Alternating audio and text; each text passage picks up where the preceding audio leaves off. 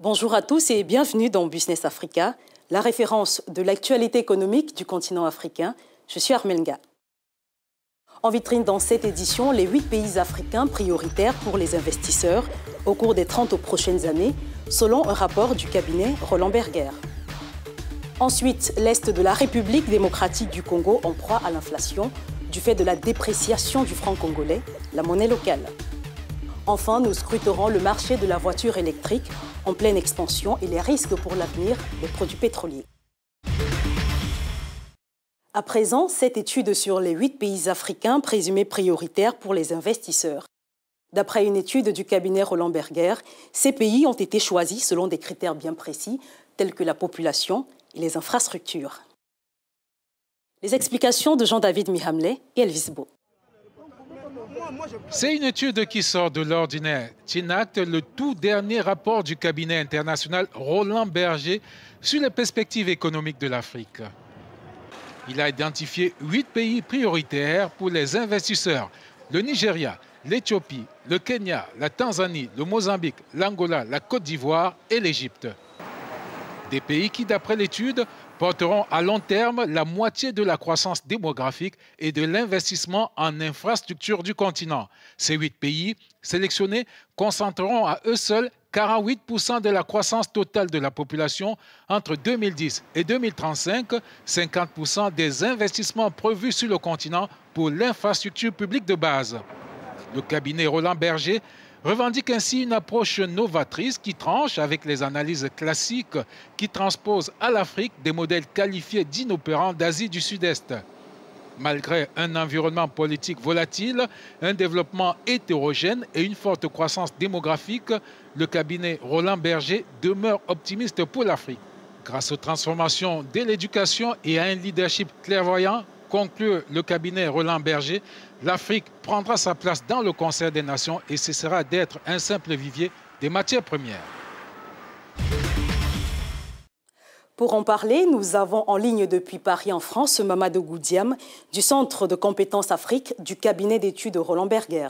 Bonjour Mamadou Goudiam et bienvenue dans Business Africa. Votre dernier rapport va à l'encontre des idées vulgairement répandues et clame votre optimisme sur les perspectives économiques de l'Afrique. Est-ce une vue de l'esprit ou alors vous vous appuyez sur des arguments scientifiques et vérifiables ? Ouais, effectivement, il y a tout de même pas mal de recherches qui est passée dans cette étude sur l'investissement en Afrique. Notre analyse de la situation du continent repose sur 3 dimensions. En premier lieu, un certain nombre de facteurs exogènes, notamment sur le plan économique, le fait que la chute du cours des matières premières a quand même eu un fort impact et continue à avoir un fort impact sur la situation économique du continent. Un certain nombre de chiffres géopolitiques également au niveau des partenaires, d'un certain nombre de partenaires de l'Afrique, avec notamment les ambitions affichées de la Chine, qui représentent quand même aujourd'hui 25% des investissements en infrastructure, l'implication de la France notamment sur les questions sécuritaires, un certain nombre de poussées souverainistes en Europe qui vont à l'encontre d'investissements du coup de l'Europe vers l'Afrique.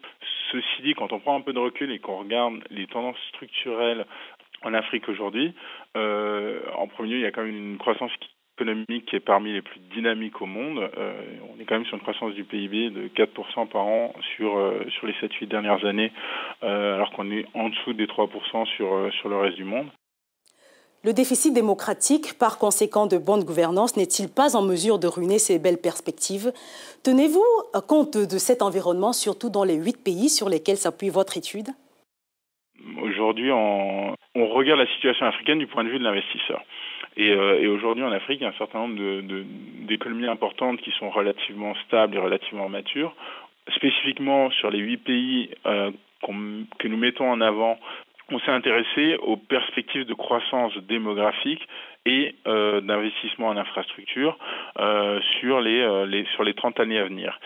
Et ce dont on s'est rendu compte, c'est que ces 8 pays représentent 50% du potentiel de croissance sur ces 2 dimensions du continent, ce qui est énorme. pour nous, cette croissance et ce potentiel se retrouvent dans 4 secteurs qui sont absolument clés. Le premier, qui est le secteur des télécoms, contribue à hauteur de 7% du PIB du continent, ce qui est énorme.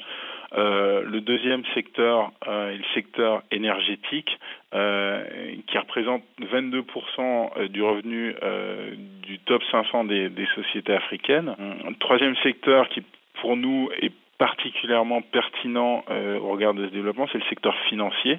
Et enfin, le dernier point, qui est peut-être le plus important, ce sont les infrastructures au sens large. Reste que la structure de l'économie et la division du travail sont les mêmes. L'Afrique, réduite à produire des matières premières et à importer tout ce dont elle a besoin. Avec cela, clamez-vous toujours votre optimisme ? Alors, notre analyse de la situation sur ce point que vous mentionnez est peut-être un peu plus nuancée. Pour nous, la classe moyenne africaine est appelée à se développer, est en forte croissance, mais finalement cette classe moyenne ne sera pas la même que celle qu'on a vue dans d'autres régions. Donc on n'est pas face à un modèle de développement comme ce qu'on a pu voir en Asie du Sud-Est, par exemple. Et la conviction de Roland Berger, c'est que le développement de la classe moyenne en Afrique sera quelque chose d'unique. Si on regarde en termes de niveau de vie, on s'intéresse à des populations qui ont des niveaux de revenus entre 2 et 20 dollars par jour. Et la réalité, c'est qu'avec ce niveau de vie, on ne crée pas une économie tournée vers l'importation. Donc pour nous aujourd'hui, la croissance de l'Afrique doit passer par un certain nombre de partenariats, doit impliquer les acteurs locaux, et on commence déjà à le voir avec le dynamisme sur le secteur des startups technologiques. Pourquoi l'absence de l'Afrique du Sud dans votre corpus d'études quand on sait que c'est l'une des plus grosses économies africaines ? En regardant les choses sous l'angle de la croissance démographique et de la croissance des investissements en infrastructure, en parallèle, on s'est posé la question du bêta et du niveau de risque en fait des économies et donc la justification d'un retour sur investissement plus important. Et c'est vrai que l'Afrique du Sud, on commence à être sur une typologie d'économie qui se rapproche des pays plus matures, tandis que sur les 8 pays qu'on met en avant, il y a un très fort potentiel de croissance avec effectivement un profil de risque plus important qu'en Afrique du Sud. Mais voilà, du coup, le choix, non pas d'exclure, mais peut-être de mettre l'Afrique du Sud dans une autre catégorie, venait de là pour Roland Berger. Voilà, en tout cas, je vous remercie pour cette interview. C'est nous qui vous remercions, Mamadou Goudiam, pour vos éclairages. C'est un cri des populations de l'Est de la République démocratique du Congo qui vivent une situation économique des plus difficiles du fait de la dépréciation du franc congolais par rapport au dollar. Les explications de Barbara Lundou avec Victor Mouissio. Au cours des derniers mois, la valeur du franc congolais a considérablement diminué par rapport au dollar américain et les effets se font sentir partout dans le pays. C'est le cas ici dans la province du Sud Kivu, dans l'est de la RDC. Les prix des denrées alimentaires et d'autres produits de base ont augmenté. Par exemple, un sac de 25 kg de farine de maïs est passé de 12 à 15 $. Une situation qui profite aux cambistes illégaux. Sur le marché, un dollar américain se change actuellement à des taux allant de 1400 à 1600 francs. Les autorités doivent tout faire pour résoudre ce problème parce que au cours des semaines, le cours passe de 1600 à 2000 francs. À la frontière avec le Rwanda, le dollar s'échange déjà à 1530 francs. Cela risque de s'aggraver. Depuis les années 90, le dollar est utilisé comme deuxième monnaie en RDC. Les militants de la société civile, comme le docteur Denis Mukwege, ont demandé à l'État d'agir. Dès que Matata est entré en fonction comme Premier ministre, il a coupé unilatéralement notre coopération structurelle avec les institutions de Bretton Woods, notamment la Banque mondiale et le FMI. Aujourd'hui, nous n'avons pas d'autre choix pour nous en sortir. Il nous faut des capitaux frais. Il nous faut en tout cas des appuis budgétaires. Le directeur de la Banque centrale, Deogracias Mutombo, vient de tirer la sonnette d'alarme sur la situation financière de la RDC. En effet, les réserves de change du pays sont au plus bas, une pénurie de devises qui fait planer sur la République démocratique du Congo un risque de défaut de paiement.